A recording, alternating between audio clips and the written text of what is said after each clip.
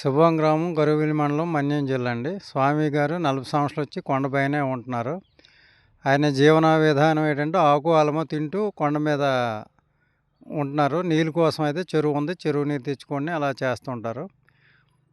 ఇక్కడికి ఎన్ని సంవత్సరాల నుంచి అయిందో వచ్చని? దగ్గర 40 సంవత్సరాలు అయిందండి వచ్చారు.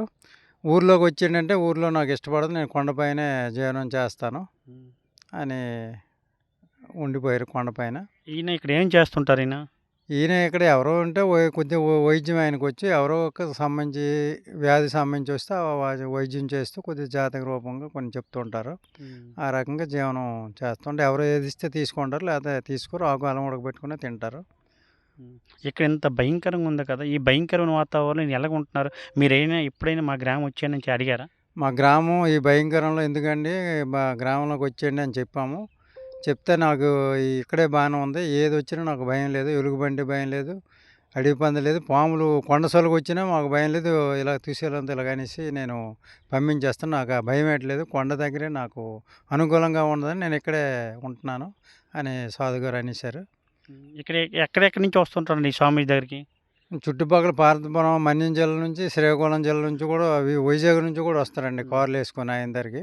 వైద్యపరంగా కొద్దిగా జాతక పరంగా కొన్ని చక్రాలు వేయడం మనకు తెలుసు. తెలిసిన వాళ్ళందరూ ఈయన దగ్గరికి వచ్చి చేయించుకుంటున్నారు. అలాగని ఆయన ఏం లబ్ధి కోసం లేదు, వచ్చి ఫ్రీగా వైద్యం చేసేస్తుంటారు.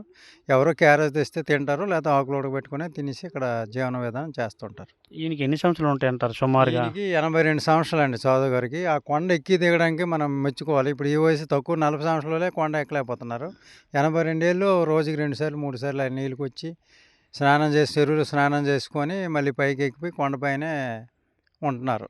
ఈయన ఇక్కడే ఉంటుంటారు, ఇక చుట్టుపక్కల ప్రాంతాలకు ఎక్కడికి వెళ్తుంటారా? ఉదయం వరుస వాతావరణం బాగుంటే గొరిబిల్లి, గొట్టి వలస ఇలాగ ఈ ప్రాంతం వెళ్ళి అలా తిరుక్కొని వస్తూ ఉంటారండి.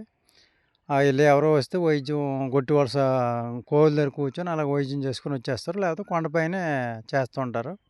ఆ రకంగా చేస్తున్నారు.